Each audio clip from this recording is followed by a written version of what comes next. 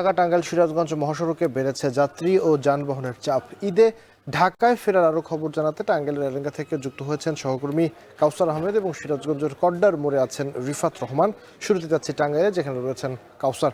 কাউসার, কত কিলোমিটার দীর্ঘ যানজট তৈরি হয়েছে এই মুহূর্তে এবং একই সাথে যানজট নিরসনে পদক্ষেপ কি নেওয়া হয়েছে সেটিও জানাবেন। এখন পর্যন্ত প্রায় 17 কিলোমিটার এলাকায় থেমে থেমে যানজটের সৃষ্টি রয়েছে এই মহাসড়কে।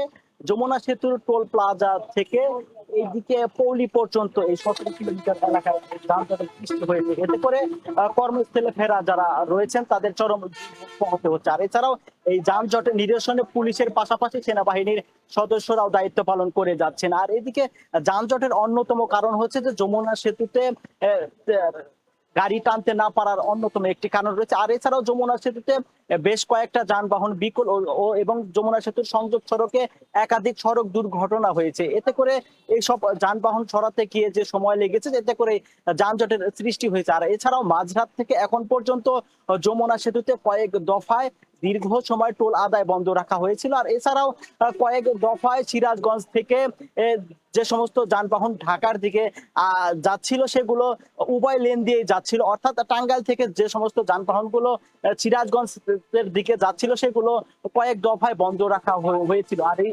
এসব কারণেই যানজট হয়েছে। আর যানজটের কারণে এখানে যারা যাত্রী রয়েছেন তাদের চরম দুর্ভোগ পোহাতে হচ্ছে। বিশেষ করে যারা নারী, শিশু ও বৃদ্ধ মানুষ রয়েছে তাদের দুর্ভোগ অনেকটাই বেশি। আমার সাথে কয়েকজন ট্রাক চালকের সাথে কথা হয়েছে, তারা জানিয়েছেন যে প্রায় 14 ঘন্টায় তারা সিরাজগঞ্জের হাটিকুমুল থেকে টাঙ্গাইলের এলেঙ্গা পর্যন্ত এসেছেন। তারা বলছেন যে যমুনার সেতুর উভয় পাশে তীব্র যানজট রয়েছে। আর এদিকে যানজট নিরসনে পুলিশের পাশাপাশি সেনাবাহিনীর সদস্যরাও তৎপর রয়েছে। আর এদিকে যাত্রীরা অভিযোগ করেছেন যে তারা বলছেন যে এই মহাসড়কে গণপরিবহনের সংকট রয়েছে। এতে করে তারা জীবনের ঝুঁকি নিয়ে খোলা ট্রাক ও পিকআপে তারা ঢাকায় ফিরছেন, তবে তাদের কাছ থেকে কয়েক গুণ বেশি ভাড়া আদায় করা হচ্ছে। স্বাভাবিক সময়ে এখান থেকে ঢাকার ভাড়া 150 থেকে 200 টাকা হলেও তাদের কাছ থেকে 5 থেকে 600 টাকা আদায় করা হচ্ছে। তো এই ছিল আমার কাছে যান চলাচলের সবশেষ তথ্য।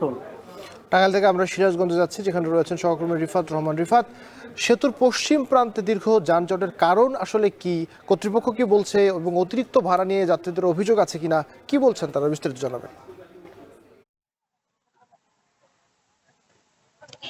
আবির, আজ যেহেতু ঈদের ছুটির শেষ দিন, আজ ভোর থেকেই এই যমুনা সেতুর যে পশ্চিম সংযোগ মহাসড়ক রয়েছে এই মহাসড়কে কিন্তু এক প্রকার যানবাহনের ঢল নেমেছে। স্বাভাবিকের থেকে প্রায় কয়েক গুণ যানবাহন কিন্তু আজ এই যমুনা সেতু সংযোগ মহাসড়ক পাড়ি দিচ্ছে, যে কারণে আসলে এই যে যমুনা সেতুর যে টোল প্লাজা রয়েছে এই টোল প্লাজায় যানবাহনের টোল আদায়ে কিছুটা ধীরগতির সৃষ্টি হয়, যে কারণে কিন্তু এই যানজটের সূত্রপাতটা হয়। এবং এই যে ধীরগতির কারণে যানজট টোল প্লাজা থেকে শুরু করে কড্ডার মোড় পর্যন্ত প্রায় 7-8 কিলোমিটার এলাকা জুড়ে কিন্তু এই যানজট ছড়িয়ে পড়ে।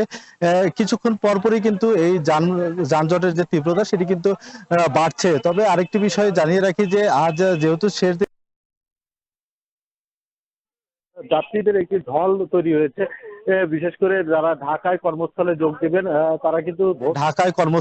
দেবেন তারা কিন্তু ভোর থেকে এখানে ভিড় করছেন এবং বেলা যত বাড়ছে যাত্রীদের চাপও কিন্তু বাড়ছে। তবে যাত্রীরা যেটি আসলে অভিযোগ করছেন যে এই যে যাত্রীদের যে অতিরিক্ত চাপ পড়েছে এই চাপের কারণে কিন্তু এই মহাসড়কে যে যানবাহনগুলো রয়েছে তারা কিন্তু যাত্রীদের কাছ থেকে কয়েক গুণ বেশি ভাড়া কিন্তু আদায় করছেন। আমরা সকাল থেকে দেখেছি যে যারা চান্দুরা যাচ্ছেন, ঢাকায় যাচ্ছেন, তারা কিন্তু প্রায় 700 থেকে 800 টাকা করে কিন্তু ভাড়া কিন্তু তারা এখান থেকে আদায় করেছে, যে কারণে উত্তেজিত জনতা কিন্তু বেশ কয়েকটি বাস ভাঙচুর করেছে। এরপর থেকে বাস সংকট তৈরি হয়েছে।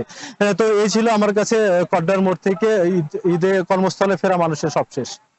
BRB